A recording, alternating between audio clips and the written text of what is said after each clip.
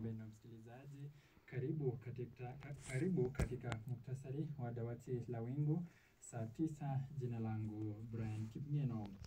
Wakulima wa chai kutoka kaunti ya Nandi sasa wanataka mbinu ya zamani ya kuonja chai ibadilishwe. Baadhi ya viongozi wa Nandi wameitaka mamlaka ya mazao ya nchini KTDA kuanzisha mbinu ya kisasa za kisayansi katika upimaji wa ubora wa chai kwenye mnada, wakisema mfumo huo wa zamani wa kuonja chai hauna uwazi na kwamba unawanyanyasa wakulima. Na kwingineko ni kuwa viongozi wa chama cha ODM waongoza wanachama kusherehekea miaka 20 huko kaunti ya Lamu. Viongozi wa ODM katika kaunti ya Lamu wakiongozwa na mwenyekiti wao Aisha Nisar wamepongeza muungano wa chama cha ODM na serikali ya Kenya Kwanza, wakisema umeleta maendeleo makubwa katika kaunti ya Lamu. Kadhalika wanasema kuwa uhusiano huo umesaidia kuimarisha sekta ya usalama ambayo awali ilikabiliwa na changamoto nyingi. Viongozi hao wametoa wito kwa IEBC kufanya uhamasisho na usajili wa kura mashinani, huku wakitaka vijana kujitokeza kwa wingi kuzisajili ili wapate usemi kwenye debe.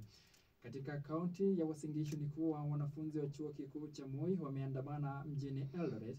Wanafunzi hao wameandamana hili leo jijini Eldoret kulalamikia mgomo wa wahadhiri unaoendelea katika vyuo vikuu vya umma kote nchini.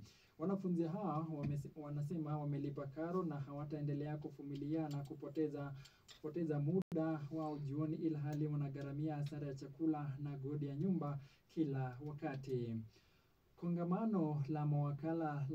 Kongamano la mawakala wa kusafirisha Wakenya ughaibuni limekamilika huko Mombasa, huku wakitoa wito kwa serikali na bunge la kitaifa kubuni sheria ya kukabiliana na walaghai katika sekta hiyo. Wakiongea katika siku ya mwisho la kongamano hilo hapo jana mjini Mombasa, mwenyekiti wa muungano wa Kabea Omar Juma Mwangala ametaka usawa baina ya mawakala katika kutoa nafasi za kazi ughaibuni, kuhakikisha kuwa mawakala gushi wamekabiliwa ipasavyo. Baadhi ya mawakala pia wametaka serikali kuhakikisha zoezi la kuwapiga mzaza baadhi ya mawakala ili kutoa nafasi za kazi kwa Wakenya ughaibuni. Wasomi kutoka jamii ya Sabaot kutoka kaunti ya Trans Nzoia Bungoma siku ya leo wameweza kujumuika katika eneo la The River ili kusherehekea nyimbo za tamaduni za jamii hiyo, huku wakitumia jukwaa hilo kuhubiri umoja wao kwenye hafla hiyo ambayo pia ilihudhuriwa na viongozi wa jamii hilo. Waliozungumza wanasema jamii hiyo imekuwa ikitengwa kwa muda mrefu na sasa kuna haja yao kuungana ili wawe sauti moja kabla ufike mwaka wa 2027 wakati kutakuwa na uchaguzi mkuu.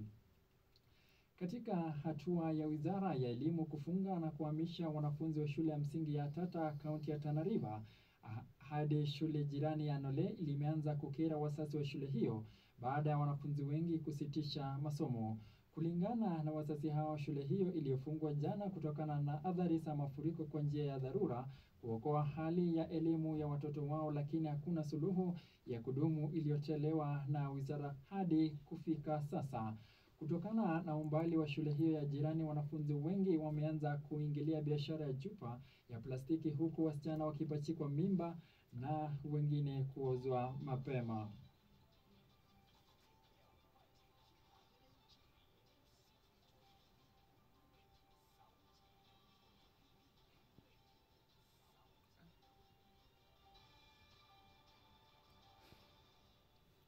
Na katika taarifa za kimataifa ni kuwa Rais wa Marekani Donald Trump ameweza kulitoa agizo kwa wanajeshi zaidi ya 300 wa National Guard kuweza kutumwa katika jimbo la Chicago.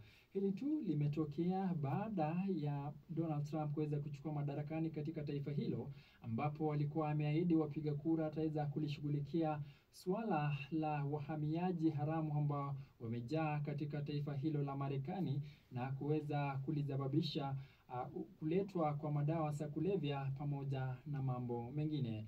Nikiripotia Wingu Radio awamu ya saa 9 katika kimuktasari, jina langu Brian Kipngeno.